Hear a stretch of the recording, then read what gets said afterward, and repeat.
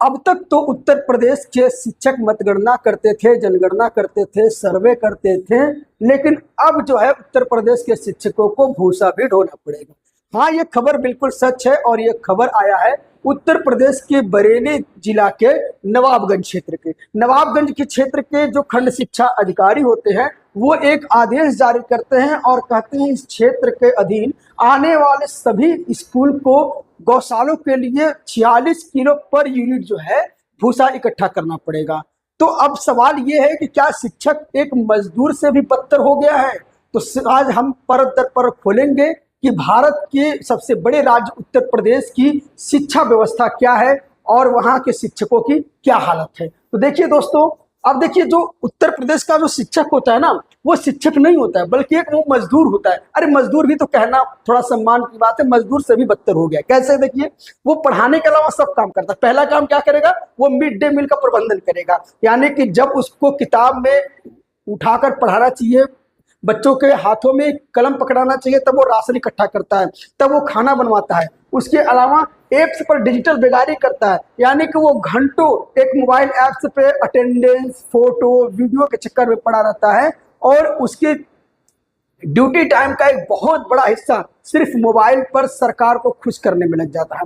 उसके बाद जब छुट्टी आती है तो उसके बाद उनके चुनाव गणना, चुनाव मतदान, जनगणना, सर्वे, इन सब में ड्यूटी लगा दी जाती है। यानी कि जो शिक्षक है वो पढ़ाने के अलावा सब कुछ कर सकता है, बस पढ़ा नहीं सकता है। और वो अपनी इच्छा और मर्जी से नहीं करता, बल्कि सरकार वो आदेश करती कि नहीं आपको पढ़ाना नहीं है। अगर आप पढ़ाएंगे तो बच्चे शिक्षित हो जाएंगे, जागरूक हो जाएंगे, और शिक्षित और जागरूक हो जाएंगे तो फिर सवाल पूछेंगे सरकार से। तो जानबूझकर उत्तर प्रदेश की शिक्षा व्यवस्था को चौपट करने के लिए उत्तर प्रदेश की सरकार जो है उत्तर प्रदेश के शिक्षकों को शिक्षक नहीं बल्कि मजदूर बना दिया।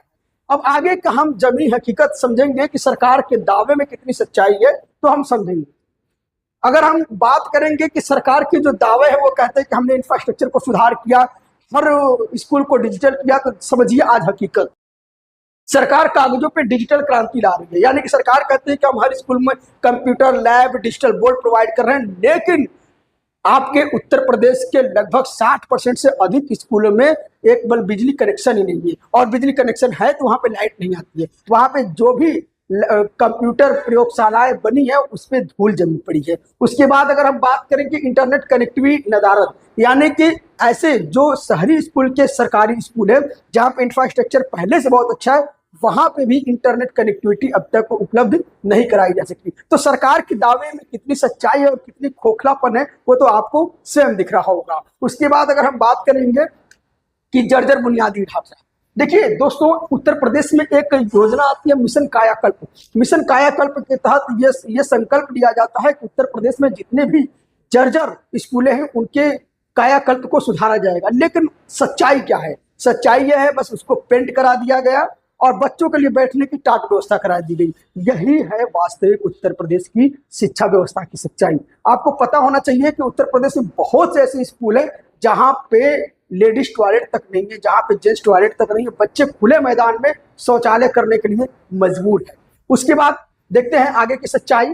आगे की सच्चाई देखेंगे कि आखिर बच्चे जो है आखिर अनाथ क्यों होते जा रहे हैं, क्यों एक जो स्कूल है वो शिक्षक विहीन होते जा रहा है, क्योंकि उसका जिम्मेदार सिर्फ सरकार है। सरकार जानबूझकर ऐसी दलदल पैदा कर रहा है जिसमें ना शिक्षकों की भर्ती हो रही है और बल्कि जो शिक्षक है वो स्वयं मजबूरी में अपना त्याग पत्र दे रहे हैं। तो देखिए, अभी विधानसभा में सरकार ने स्वयं ये कबूला है कि 45,000 से अधिक पद जो है प्राथमिक स्तर पे खाली है और उसके अलावा विभाग में लगभग 85,000 पद खाली है। सरकार के कबूलनामे के बाद भी अब तक कोई बड़ी भर्ती शिक्षक नहीं आई, और जो भी शिक्षक भर्ती आ रही है उसमें सरकार जानबूझकर ऐसी नियमावली बना दे रहा है या आरक्षण के कुछ ऐसे प्रावधान कर दे रहे हैं अथवा पेपर में कुछ ऐसी त्रुटियां आ जा रही है कि मामला कोर्ट तक पहुंच जा रहा है, और किसी तरीके से विज्ञापन आ भी जा रहा है तो पेपर लीक जैसी समस्याएं भर्ती को रोक दे रही हैं। तो सरकार जानबूझकर स्कूलों को अनाथ बना रही है, शिक्षक विहीन बना रही है, क्योंकि इसका सीधा जिम्मेदार योगी सरकार है।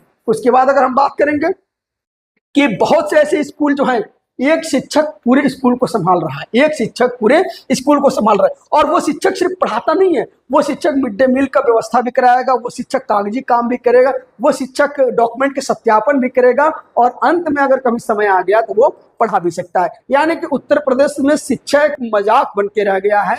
आखिर क्यों एक रिक्शा चालक भी जिसके पास खाने के पैसा नहीं है वो सरकारी स्कूल को छोड़कर प्राइवेट में जा रहा है? कुछ तो आखिर दिक्कतें होंगी, लेकिन सरकार जो है अपनी आंखों पे पट्टी बांध ली है, उसको एक विज्ञापन के बड़े बैनर के तले ही सारा उत्तर प्रदेश का विकास दिख रहा है। लेकिन उत्तर प्रदेश की सच्चाई जाननी है तो आपको ग्रामीण स्तर पे उस स्कूल में जाकर बैठना होगा, जहां एक फटा पुराना कपड़ा पहनकर एक बालक बैठकर दिन रात सिर्फ सुबह से शाम तक सिर्फ वो मिड डे मील जैसी व्यवस्था, खाली स्कूल को देखता रह जाता है। उसके बाद आरटीई के जो मानक हैं, आरटीई ने कहा है कि 30 बच्चों पे एक शिक्षक होना चाहिए, लेकिन आरटीई के मानक पे भी खरा नहीं उतर रहा है उत्तर प्रदेश की शिक्षक व्यवस्था, क्योंकि यहाँ पे बहुत से ऐसे स्कूल है जहाँ पे एक टीचर ही पूरे क्लास को, यानी कि नर्सरी से लेकर 8 तक की क्लास को संभाल रहा है। वही सिर्फ क्लास को पढ़ा ही नहीं रहा है, बल्कि जितने भी कागजी कार्रवाई है, जितने भी योजनाओं को वही क्रियान्वित कर रहा है। तो ये बड़ी चिंता की विषय है, बड़ी सोचने की बात है कि आखिर उत्तर प्रदेश की इतनी बदहाली क्यों हुई। उसके बाद अगर हम बात करेंगे कि बजट पर, अगर हम बजट पर चर्चा करेंगे कि सरकार बजट के क्या कर रही है, तो देखिए दोस्तों, सरकार जो बजट जारी कर रही है, पहली बात तो यह है कि जीडीपी के अनुसार सरकार जो है बजट नहीं बढ़ा रही है, पहला सब दिक्कत ये।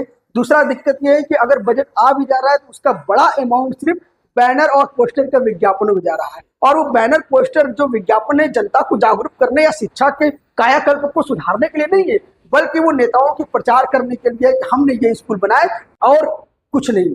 लेकिन सरकार को जानना होगा कि किसी पुराने स्कूल पे चूना पुतवा देने को विकास नहीं कहते हैं, उसके इंफ्रास्ट्रक्चर को डेवलप करना, शिक्षकों की भर्ती करना और गुणवत्तापूर्ण शिक्षा देना, यह विकास होता है। उसके बाद अगर हम बात करेंगे तो वेतन और प्रशासनिक व्यय पे लगभग 82% बजट का जाता है, बुनियादी ढांचा और विकास पे लगभग 12% जाता है, डिजिटल उपकरण व स्मार्ट क्लास पे 3% जाता है, और विज्ञान और प्रयोगशालाएं पे 3% जाता है। तो अब स्वयं सोचिए कि इतना कम आंकड़ा डिजिटल उपकरण व स्मार्ट क्लास पे जा रहा है, तो कैसे सरकार दावा कर रही है कि हम डिजिटल क्रांति के तहत जो हर स्कूल को डिजिटल कर रहे हैं। अब ये आंकड़े ही सरकार से खुद सवाल पूछ रही है। उसके बाद अगर हम बात करेंगे कि जो सरकारी कुछ आंकड़े आए हैं, आखिर क्यों प्राइवेट स्कूल की तरफ लोग भाग रहे हैं। एक रिक्शा चालक भी, एक गरीब भी जो दिन दिहाड़ी की रोज का 200-300 कमाता है, वो भी अपने गरीब बच्चों को, अपने बच्चों को इस प्राइवेट स्कूल के तरफ ज्यादा प्रिफर कर रहा है। देखिए, सरकारी स्कूल में ड्रेस निःशुल्क मिलता है, फीस निःशुल्क रहती है, पूरी किताब, नोट्स सभी निःशुल्क मिलते हैं, और वहाँ पे जो शिक्षक जाते हैं वो सिर्फ पढ़े ही नहीं रहते हैं, बल्कि वो पोस्ट ग्रेजुएट होते हैं, बीएड बीटीसी कंप्लीट होते हैं, टेट सीटेट पास होते हैं, सुपर टेट पास होते हैं, यानी कि उनकी गुणवत्ता में कोई कमी नहीं होती। लेकिन क्यों वो सरकारी स्कूल के बदले प्राइवेट स्कूल में जा रही है, ये तो सरकार को सोचने की बात है। अभी हाल ही में जो यूडी या आईएसई के जो डरावने आंकड़े आए हैं, उन्होंने ये बताया है कि लगातार जो है तेजी से है जो सरकारी स्कूल के है जो नामांकन घट रहे हैं, और ये बड़े चिंता की बात है। उसके बाद अगर हम बात करें कि सरकार से अगर कहा जाए कि क्या सुधार किया जा सकता है, रोड मैप क्या हो सकता है, कि अगर आने वाले समय में अगर दूसरी सरकार आती है तो वो क्या सुधार कर सकती है, तो देखिए सुधार 4 मानकों पे हो सकता है। पहला ये है कि जो 85,000 की शिक्षक भर्ती है या विभाग में जो भर्ती, उसको तुरंत भरा जाए।